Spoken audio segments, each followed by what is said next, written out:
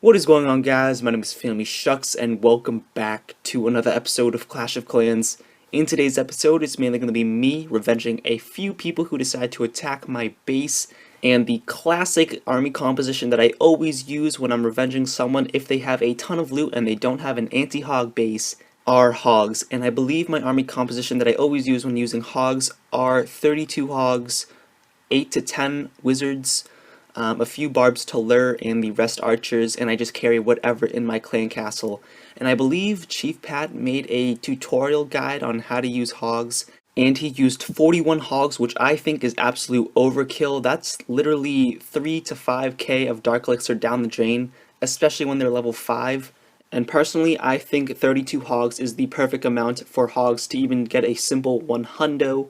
And it's easy to queue up. You got 16 in each dark barrack if you have them maxed out, and then queue up the rest of your cleanup troops. And you'll see at the end of this video in the last replay that 32 hogs is good enough to 1 hundo a max defense Town Hall 9.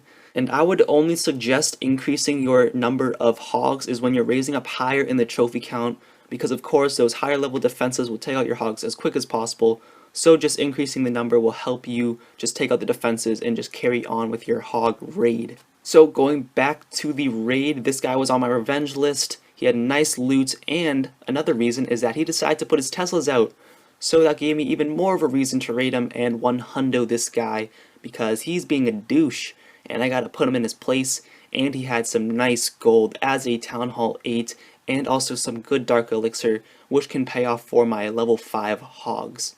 So down goes all of his defenses, and it's basically just clean up from here. I sprinkled some archers all around the base. I didn't use any of my wizards because there's really no point, because I still have a ton of hogs left to wipe out the buildings in the center. And also I do have some archers on the outside taking out those buildings, which just speeds up the process a little bit faster.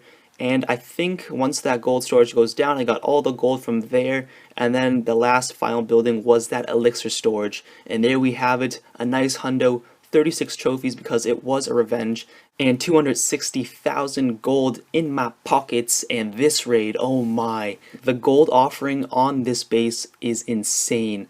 I actually got this raid when I was laying in bed, just had my iPad in the dark, and once I saw this raid, I was like, holy leprechauns riding a unicorn next to a pot of gold, I got to raid this. So it was just an easy collector raid. Just placed my troops all on the collectors because that's where the majority of the gold and elixir was. And then I decided to go all out on the rest of this base, just placing down my Barbarian King, my Clan Castle troops, and the rest of my regular troops, just trying to get more of that delicious loot, because I want to get 400k gold and not leave a single drop behind. So all my troops are making their way into the core. The minions are doing a great job of taking out the buildings ahead of time before my troops can break through the wall. My Barbarian King is going to work on that wall and try and take out that town hall, and then move on to the rest of the gold storage and all the other stuff inside that base. So I was thinking as this is going on that I need to get on that barch tutorial sometime soon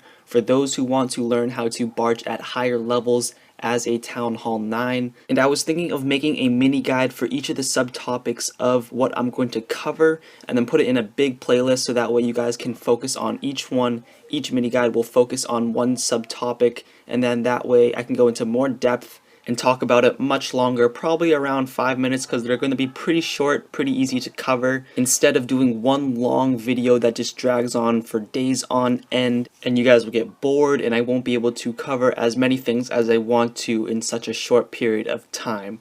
So those are my thoughts of what I'm going to do for my barch tutorial and how I'm going to lay it out. So I hope you guys are looking forward to that. And now we're heading on to our last and final replay of this episode.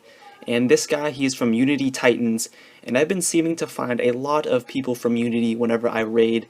And this guy, he attacked me, he failed, he only got like 100k of gold when there was about 300k gold offered, and I know that everyone in Unity loves their precious DE, so I decided to take this guy's DE as a revenge. And this is probably another reason why you want an anti-hog base even though you are still farming. And a quick tip if you're going to revenge someone, as you guys know, they implemented the mysterious clan castle, so you can't see what's in an enemy's clan castle. So aside from that, all you have to do is just press their clan castle, and you can see whether it has troops in it or not by just looking at the number indicator. It'll say either 0 out of 25, 15 out of 25, etc. So that is just a small tip, and I saw that this guy did not have any clan castle troops, so I didn't have to worry about that, and I could just place my hogs down right away. And that just results in me getting this 100% on him. I placed my troops all around the base. I wanted to make sure that I 100%ed this guy. So I placed down my Barbarian King, used his Iron Fist ability already because I want to spawn those extra Barbarians and just work this base as quick as possible. And even though this guy did not have as much gold as I wanted, he still had some good amount of Dark Elixir, 1,600, which is a nice haul, especially since I'm using hogs, which kind of pays it off. Not really, but either way, I showed that DTP reigns supreme, and that's about it. Hope you guys all enjoyed, and I'll see you guys next time. Peace.